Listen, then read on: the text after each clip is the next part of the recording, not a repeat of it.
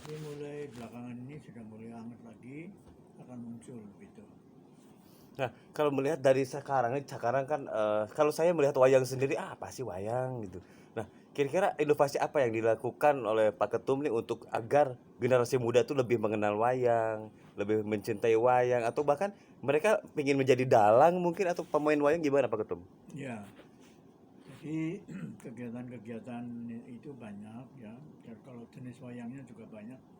Yang kira-kira sudah matang sampai eksis sampai sekarang, kalau 30-an ada. Jadi wayang kulit, wayang orang, wayang apa namanya, wayang Kalimantan Selatan itu, wayang Palembang, wayang golek, wayang potehi, wayang banjar, wayang orang.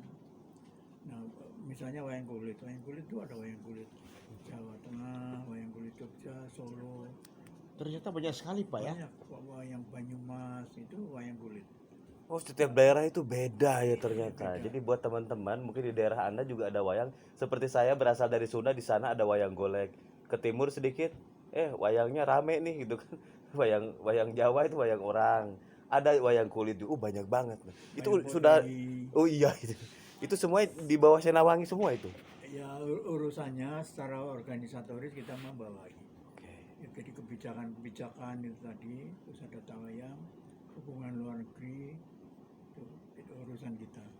Kalau tugas kita yang kecil-kecil ya ada seminar, ada pertemuan-pertemuan, ada diskusi tentang wayang, sidang UNESCO. Ya, sidang UNESCO minimal setiap tahun. Kemudian ada pertemuan wayang ASEAN, itu sudah. Kalau wayang ASEAN, Asosiasi Wayang ASEAN umurnya dibentuk tahun 2006. Kalau UNIMA dibentuk tahun 2009. Kegiatan-kegiatannya banyak. Dan masalah dengan generasi muda, karena begini, mulai tahun ya katakanlah 60-an tuh jenis hiburan tuh makin banyak ya. Siaran televisi channelnya makin banyak, bioskop juga banyak. Zaman saya perbandingan ya, Iya. waktu saya SD atau waktu itu namanya SR, Sekolah Rakyat, SD, SMP, SMA, hiburannya tuh tidak lebih dari 5. Nonton wayang kulit, nonton bioskop, dengarkan radio. Televisi belum ada. Terus berenang, kalau berenang pun di sungai yang besar di Purwokerto. Kolam renang belum ada. Nah, itu jadi kenapa orang-orang dahulu menyukai wayang. Kayak saya backgroundnya bukan pendidikan wayang. Saya lulusan Visipol, Hubungan Internasional UGM. Tapi saya senang wayang. Ya karena dari kecil tuh sering nonton wayang kulit. Jadi sudah merasuk di Ada dalam. hobi ya. Hah? Hobi. Saya senang lah. Senang. Oke, Pak Jack. Kalau persoalan milenial itu misalnya Jakarta, kalau nonton wayang kulit susah karena bahasanya, bahasa wayang kulit kan bahasa Jawa. Bahasa Jawa itu ada seratannya, moko, kromo inggil. Ya kalau mereka bisanya masih hantam kromo itu. Iya.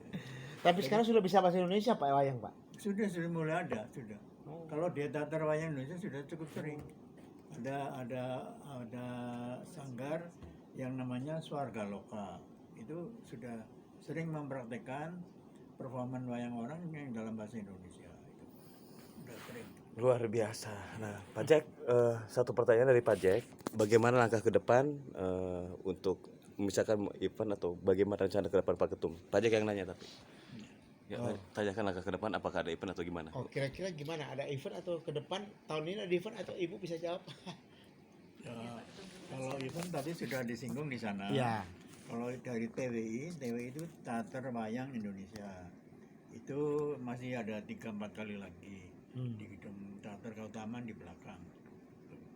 Kalau wayang kulit ya cukup banyak diadakan.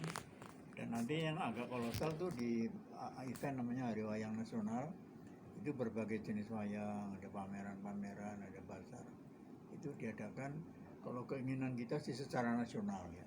Tapi minimal di Jawa dan Sumatera, beberapa tempat di Kalimantan itu sudah jalan gitu. Oh, saya sudah mendunia, tapi sekarang ini kan lagi setelah pandemi. Sisanya belum habis ya. Iya, pandemi itu memang membuat kita pusing. Ya, mungkin dari Pak Jack nih sebagai Ketua Umum Benteng Jokowi dan sebagai Ketua Umum Presiden UKM, UMKM dan IKM Nusantara.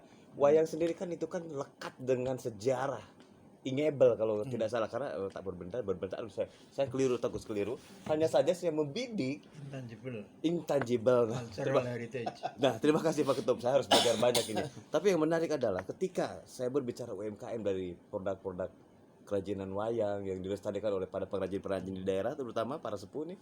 Gimana nih Pak Jack melihat ini nih? Apakah harus go internasional atau hanya gitu-gitu aja? Tapi kalau saya melihat ini kan gerakan go internasional sudah terlebih bentar lagi bulan Desember, Pak Jack sendiri punya event di Bali. Gimana Pak Jack? Jadi kalau kita dari UMKM, kami mengharapkan sekali karena banyak juga hasil-hasil daripada wayang ini yang perlu kita ekspo. Nah, di situ pada ekspo di Desember nanti kita mengajak dari Senawangi untuk bisa terlibat sama-sama sekaligus memperkenalkan kepada dunia luar bahwa wayang Indonesia tetap eksis setelah pandemi, gitu Pak. Oke, mungkin Pak Ketum ada tambahan lagi buat generasi muda. Silakan Pak Ketum.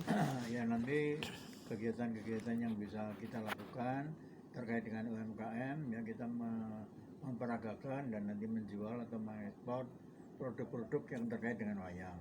Dari yang kecil-kecil misalnya jepitan dasi sini, kemudian kaos, ya, kemudian taplak meja, hiasan dinding itu dengan format atau gambar-gambar wayang itu banyak. Terus buku wayang juga ada.